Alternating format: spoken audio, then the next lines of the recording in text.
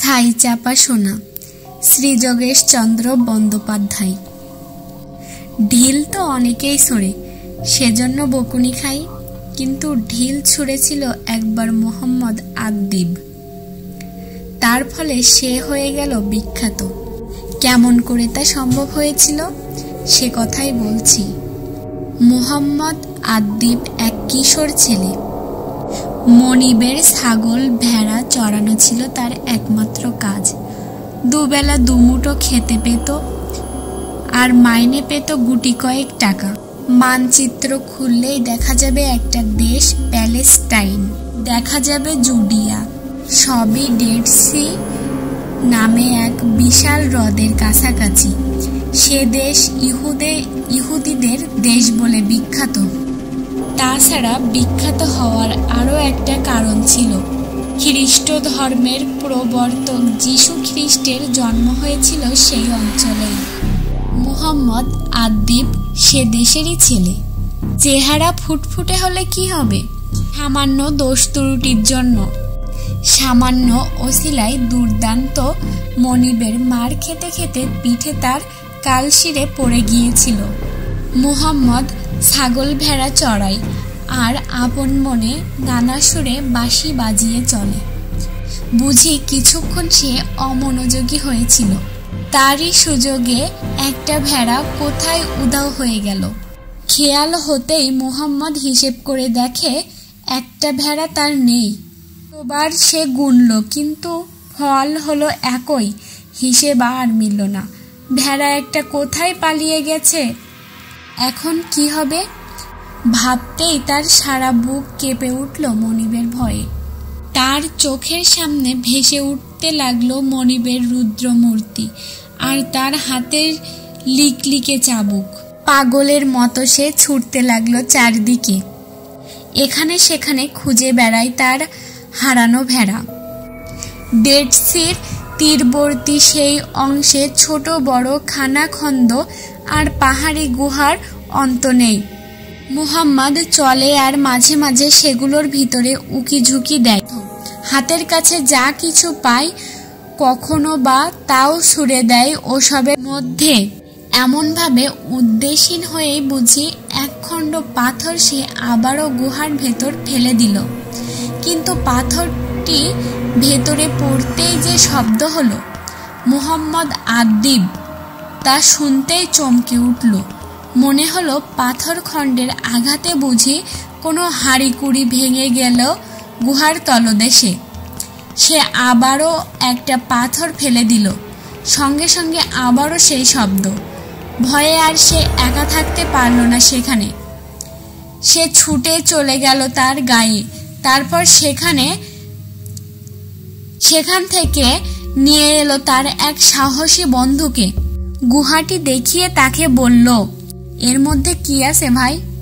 দু একটা পাথর ছুঁড়ে দেখ, না জানি কি সব ভেঙে চুরে যায়। বন্ধুও পরীক্ষা করলো, বুঝতে পারল মুহাম্মাদের কথা খুবই সত্যি। কিন্তু কি আছে ওই গুহার মধ্যে? ভয় ও কৌতূহল তাদের উন্মাদ করে ফেলল। কথাটি তারা আর চাপা রাখতে পারল না। তার ফলে দেখতে দেখতে সেখানে ভিড় জমে গেল কত। সকলেই কৌতূহলী, সবাই জানতে চায় কি আছে ওর ভেতর। তারপর চারিদিকে সতর্ক পুলিশ পাহারার মধ্যে গুহার রহস্য উদ্ধারের চেষ্টা চলতে থাকে। শুরু হলো মাটি খোঁড়া। অবশেষে খোঁড়ার কাজ একদিন শেষ হলো। সেখান থেকে বেরিয়ে এলো অনেকগুলো মাটির জালা। সেগুলো ভর্তি রয়েছে প্যাপিরাস ও চামড়ার উপরে লেখা কতগুলো জরাজীর্ণ পুঁথিপত্রে। পণ্ডিতের দল বসে গেলেন তার পাঠোদ্ধার করতে। সে যুগের ইহুদি ভাষায় লেখা অসংখ্য ধর্মপুস্তক, সবই খ্রিস্টান ধর্ম সম্পর্কে। বাইবেলের অংশ ও আরো কিছু নতুন জিনিস। নানা রকম গবেষণা করে পণ্ডিতরা বলেন 68 খ্রিস্টাব্দে রোমকদের সঙ্গে ইহুদিদের এক ভয়ঙ্কর লড়াই হয়। ইহুদিদের এক অংশের নাম এসেনিস। তারা ছিল খুব ধর্মপ্রাণ। দিন রাত ধর্মচর্চা করেই তাদের দিন কাটত। রোমকরা যখন নির্মূলভাবে তাদের ধ্বংস করে যাচ্ছিল, তারা তখন সবচেয়ে বেশি ভয় পেয়ে গেল তাদের বিরাট গ্রন্থাগারের জন্য। বহু যত্নে ও বহু পরিশ্রমের ফলে সেই বিরাট গ্রন্থাগার গড়ে উঠেছিল।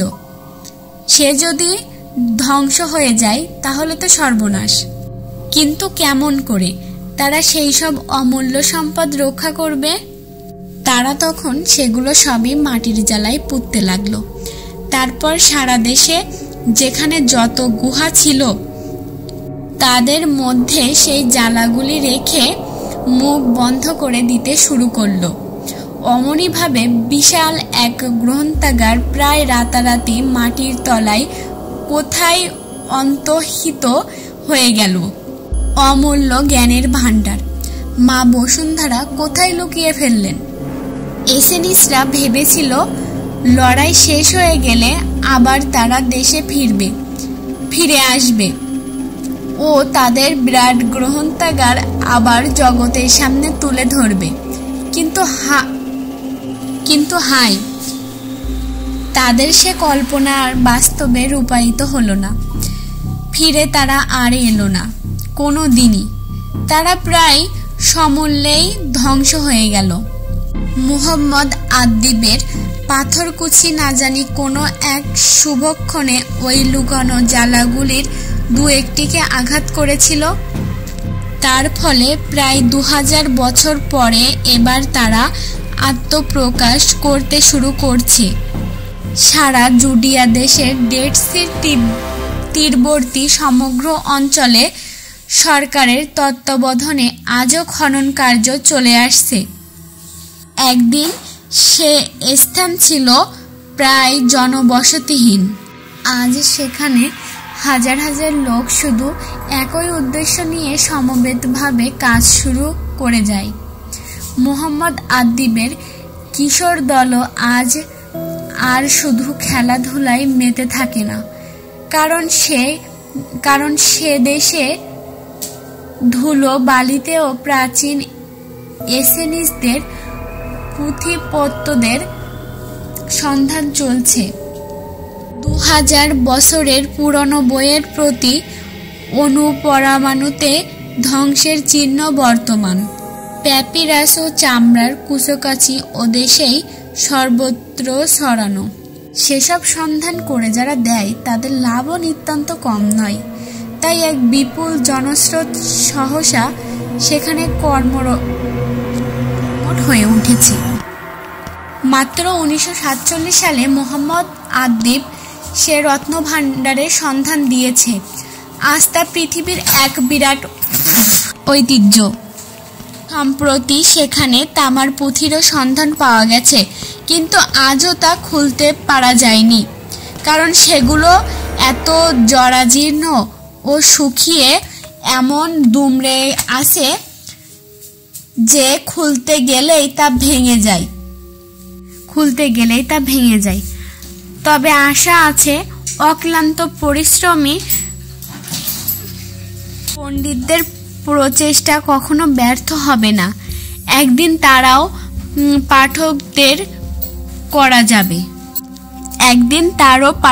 করা যাবে। সুপ্রিয় শ্রোতা বন্ধুরা, আজকের গল্পটি আপনাদের কেমন লাগলো তা কিন্তু জানাতে ভুলবেন না। অবশ্যই চ্যানেলটি সাবস্ক্রাইব করবেন এবং পাশে থাকা বেল আইকনটিতে ক্লিক করবেন।